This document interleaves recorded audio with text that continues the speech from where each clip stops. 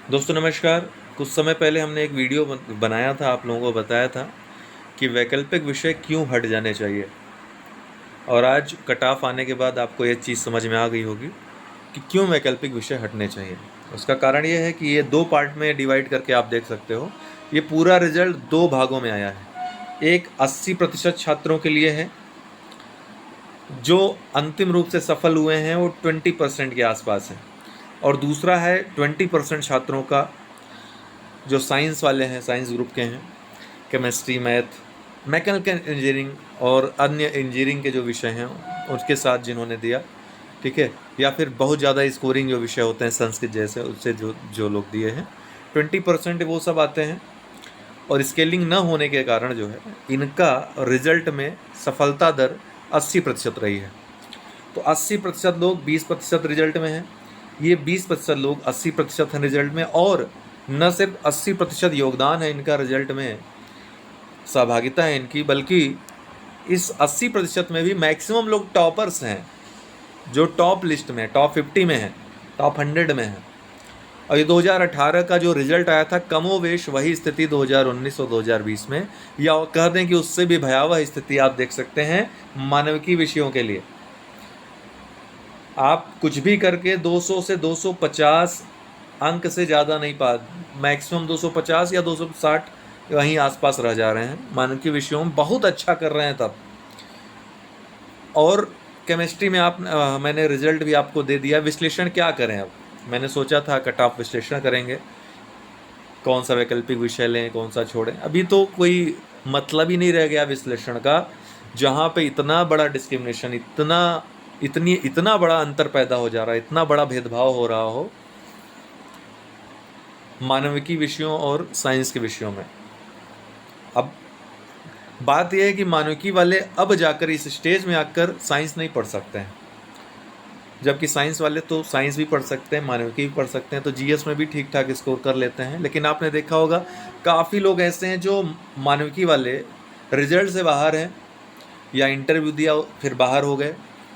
उनके अंक इन 20% वालों से भी अच्छे हैं, लेकिन ये 20% रिजल्ट में एकदम छाए हुए हैं। तो अब उन लोगों से मैं पूछना चाहता हूँ जो कमेंट बॉक्स में आकर के कुछ भी कहते हैं, इलॉजिकल बातें करते हैं, अब बताइए आप कहाँ से इस डिस्क्रिमिनेशन को समर्थन कर सकते हैं, या फिर इसकी वकालत किस तरीके से आप करते हैं। वैकल्पिक विषय रखने का क्या औचित्य रह गया है, क्या प्रासंगिकता रह गई, आप हमको बताएं। जब इस तरह की चीज़ें हैं, या तो स्केलिंग होती और अच्छे तरीके से होती, पहले की तरह नहीं कि कुछ भी मनमानी, वो भी मनमानी होती थी, उसमें भी भ्रष्टाचार के चांसेस रहते थे। तो होना न होना दोनों में ही बुराइयां हैं। हो तो अच्छे तरीके से हो, भ्रष्टाचार न हो, तब तो सही है। 2018 और 2019 का केस भी चल रहा है, 26 जुलाई को सुनवाई है। उम्मीद है कि उसमें जो भी कुछ गलत हुआ है पॉजिटिव रिजल्ट आएगा। लेकिन जो हो रहा है उसका स्थायी इलाज क्या हो, इसके लिए आप लोग मंथन करिए।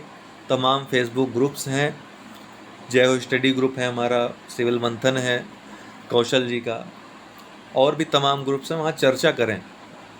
और अभी भी समय है, आप लोग जो करेंगे अपने लिए करेंगे, पॉजिटिव तरीके से, सकारात्मक तरीके से आवाज़ उठाइए। वर्तमान में जो अध्यक्ष आए उनको इसके लिए दोष नहीं दे सकते हैं, जो पिछले वाले थे वो सब कुछ करके गए हैं गुड़ गोबर, तो वो तो चले गए, जो चले गए, जो कुछ उनको करना था यहाँ पे भ्रष्ट, वो करके चले गए हैं, व्यवस्था को अस्त व्यस्त। वर्तमान में जो हैं उनसे उम्मीदें हैं, क्योंकि अभी तक तो उन्होंने कुछ किया नहीं है, अच्छा बुरा कुछ भी, तो उनसे मिल कर के अपनी चीज़ें, अपनी मांगें रखी जा सकती हैं। उम्मीद है कि इस डिस्क्रिमिनेशन को कोई भी अस्वीकार नहीं कर सकता है। अगर आप परिणाम दिखाएंगे, रिजल्ट दिखाएंगे, तो एक अंधा भी बता देगा कि इतना गलत हुआ है, गलत की ये सीमा है, मतलब गलत की कोई सीमा नहीं है इसमें जो हुआ है ना। 150 का 100 नंबर का अंतर अगर आपको मेंस में आ जाएगा तो फिर उसको कवर नहीं कर सकते हो 100 नंबर के इंटरव्यू में, आप कोई मतलब ही नहीं रहता है। इंटरव्यू में हो सकता है बुला लिया जाए, जैसा कि बुलाया गया, आपने देखा होगा। लेकिन सिलेक्शन किसका हुआ ये भी आपको पता चल गया है। काफ़ी लोग भय से अपना परिणाम नहीं शेयर कर रहे हैं, मार्कशीट नहीं शेयर कर रहे हैं। लेकिन जितनी बातें समझनी चाहिए आपको, इतने जो हमने मार्कशीट दिए हैं उसमें आपको समझ में आ जाएंगी। इसके लिए और ज़्यादा देखने की करने की ज़रूरत नहीं है। तो वैकल्पिक विषय या तो हट जाए या तो स्केलिंग लागू हो, दो में से एक होना चाहिए। दूसरा वाला वैकल्पिक विषय का हटना, उसके स्थान पे एक कॉमन विषय, कोई भी कॉमन विषय रखा जा सकता है, जिसमें यूपी स्पेशल भी मेरी राय में वो सही रहेगा, है ना। कम से कम सभी तो उसको देंगे पढ़ करके। इस तरह के डिस्क्रिमिनेशन नहीं होंगे। इंग्लिश माध्यम और हिंदी माध्यम सबके लिए वो ये रिजल्ट एक जैसा है ना। विषय जिनका साइंस का रहा है वो उड़ा ले गए हैं पूरे परिणाम। तो आप लोग एकजुट होकर के अपने लिए, अपने हक के लिए आवाज़ उठाइए, आगे आइए।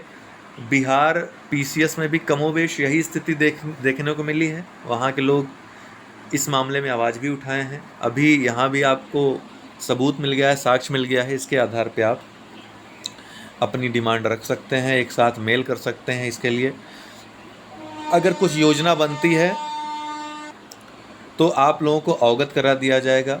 हमारे विभिन्न ग्रुप्स जो मैंने आपको बताया, फेसबुक ग्रुप्स आप ज्वाइन कर सकते हैं, या वीडियो के माध्यम से भी आपको सूचित कर दिया जाएगा।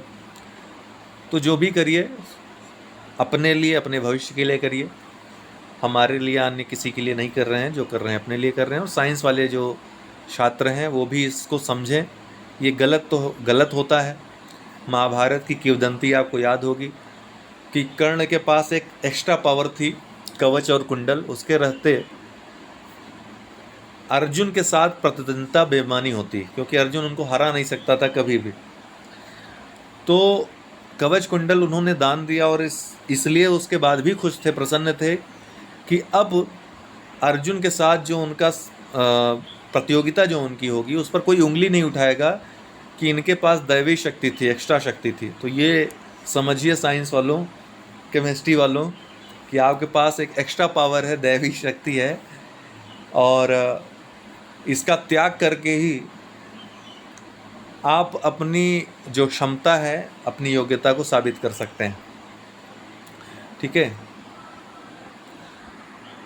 आशा है कि आप सभी हमारी बात से सहमत होंगे। नहीं सहमत हैं तो भी आपका स्वागत है, लेकिन आप जो भी कहिए, जो भी कमेंट बॉक्स में कमेंट करिए, लॉजिकल बातें, लगना चाहिए कि आप एक प्रतियोगी छात्र हैं। ठीक है दोस्तों, बहुत बहुत धन्यवाद।